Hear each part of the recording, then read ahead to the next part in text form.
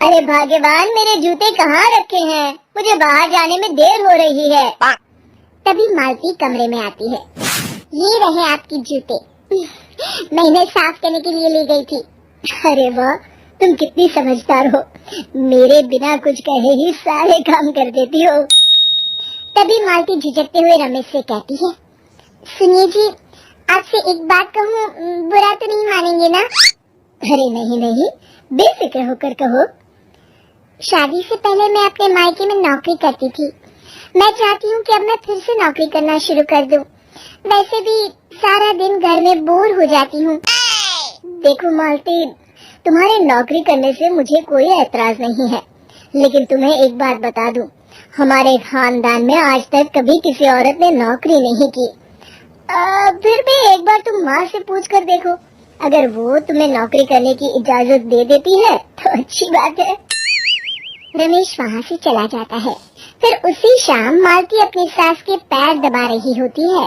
तभी उसकी सास मालती से कहती है, अरे क्या बात है बहू, आज तो ठीक तरह से मेरे पैर नहीं दबा रही।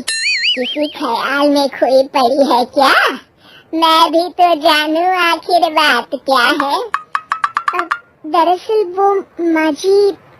अरे हाँ हाँ बोलो, इतना सोच क्यों रही हो? माँ जी, अगर आप बुरा न माने तो मैं नौकरी करना चाहती हूँ। घर के काम करने के बाद मेरे पास काफी वक्त बच जाता है। मालती की ये बात सुनकर उसकी सास गुस्से में कहती है, अरे बहू, तेरी तबीयत तो ठीक है ना? आज ये कैसी बहकी बातें कर रही है? भला हमारे खानदान में आज तक कभी किसी औरत ने नौकरी की है जो तू नौकरी करने की बात कर रही है? हैं? अरे बहू, तू क्या रिश्तेदारी में हमारी नाक कटाना चाहती है?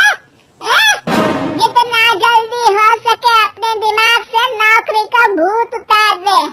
और अब जा, जल्दी से रसोई में जा, खाना बनाने का वक्त हो रहा है। मालती मन मार कर खाना पकाने के लिए रसोई घर में चली जाती है। अगले दिन। नमस्ते माँ जी, कैसी हैं आप? अरे आओ आओ दिवाकर बेटा, बैठो, मैं तुम्हारे लिए चाय मंगाती हूँ। बहू, जरा एक कप चाय तो लेती आना। फिर दिवाकर एक फाइल खोलकर मालती की सास के सामने रख देता है। ये देखिए माँ जी, ये है पिछले महीने का हिसाब और ये रहे मुनाफे के रुपए। एक बार हिसाब देख लीजिए और इन कागजों पर अपने दस्तखत कर दीजिए। अरे दिवाकर बेटा, मैंने भला आज तक कभी तेरा हिसाब देखा है जो अब देखूंगी? ला बता, कहाँ दस्तखत करूं? तभी मालती चाय लेकर वहाँ आ जाती है और अपनी सास को बिना कागजातों को पढ़े इस तरह लापरवाही से दस्तखत करते हुए देखकर हैरान रह जाती है। अच्छा माली, अब मैं चलता हूँ, फैक्ट्री में बहुत काम है। फिर दिवाकर वहाँ से चला जाता है। कुछ दिनों बाद मालती बाजार में कुछ सामान खरीद रही होती है। तभी एक बूढ़ा आदमी उसे आवाज देता है, अरे मालती बेटी, कैसी हो? मुझे पहचाना? मैं तुम्हारी कंपनी में मुनीम का काम करता हूँ। हाँ चाचा जी, मैं आपको बिल्कुल पहचानती हूँ। कहिए, कैसे हैं आप? मैं तो ठीक हूँ। कंपनी में कुछ भी ठीक नहीं चल रहा, यहाँ तक कि हमें ठीक वक्त पर तनख्वाह भी नहीं मिलती। ये आप क्या कह रहे हैं? अब क्या बताऊं, आप लोग तो कभी हिसाब किताब देखने दफ्तर आते नहीं। मेरी मानो तो एक बार आप लोग दफ्तर आकर सारा हिसाब किताब देख लो, आपको असलियत पता चल जाएगी। अच्छा बेटी, अब मैं चलता हूँ, देर हो रही है। फिर वो बूढ़ा वहाँ से चला जाता है। वहीं दूसरी तरफ मालती घर पहुँचकर अपनी सास को सारी बात बताती है। तभी वहाँ रमेश भी आ जाता है, लेकिन मालती की सास मालती की किसी भी बात पर विश्वास नहीं करती। तभी रमेश कहता है, अरे माँ, बिना आग के कभी धुआं नहीं उठता। जब मालती इतना कह रही है तो हमें एक बार दफ्तर चलकर देख लेना चाहिए। वैसे भी हम लोग काफी दिन से अपने दफ्तर नहीं गए हैं। इस तरह किसी एक आदमी के भरोसे काम छोड़ना मुझे भी ठीक नहीं लगता। अगले दिन वे सभी अपने दफ्तर पहुंचते हैं और सीधे दिवाकर के कैबिन में जाते हैं। अचानक सबको एक साथ देखकर दिवाकर चौंक जाता है। अरे माँ जी, आप सब लोग अचानक यहाँ कैसे आ गए? अगर कुछ काम था तो मुझे एक फोन कर दिया होता, मैं आपके घर आ जाता। तभी मालती की सास कहती है, अरे दिवाकर बेटा, आज मैं हिसाब देखने दफ्तर आई हूँ, जरा मुझे पिछले 6 महीनों का हिसाब दिखाना तो बेटा।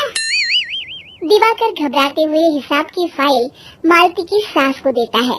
मालती की सास फाइल लेकर मालती को देती है और कहती है, ले बहू, देख ले हिसाब। मालती फाइल को बड़े गौर से देखती है और अगले ही पल उसे सारी गड़बड़ी समझ में आ जाती है।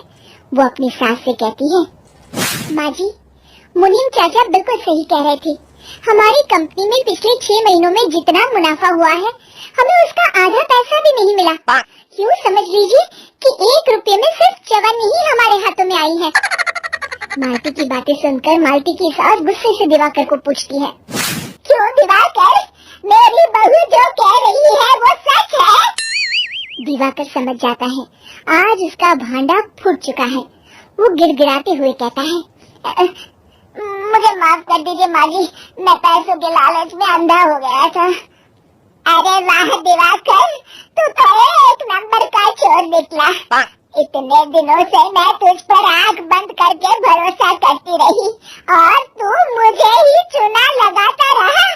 अभी के अभी निकल यहाँ से और दोबारा अपनी शक्ल मत दिखाना।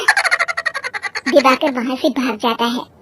मालती की सास मालती को शाबाशी देते हुए कहती है, बहू, आज मैं समझ गई कि पढ़ाई लिखाई हमारी जिंदगी में कितनी जरूरी है। मैं बहुत किस्मत वाली हूँ जो मुझे तुझ जैसी बहू मिली है। शिक्षा, पढ़ाई लिखाई का इस्तेमाल सही जगह करके हम दुनिया में बहुत कुछ बदल सकते हैं।